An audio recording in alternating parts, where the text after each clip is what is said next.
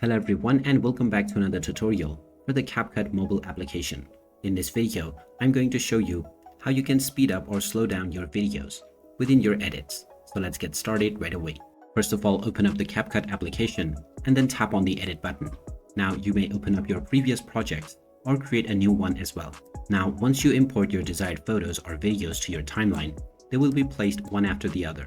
Now if you wish to speed up or slow down any video, then simply tap on the video file within your timeline and you will now see the speed option at the bottom.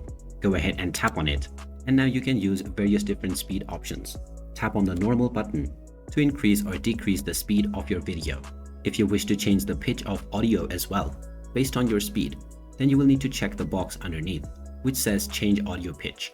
Now the scale at the screen will show you various values from 1x all the way to 100x.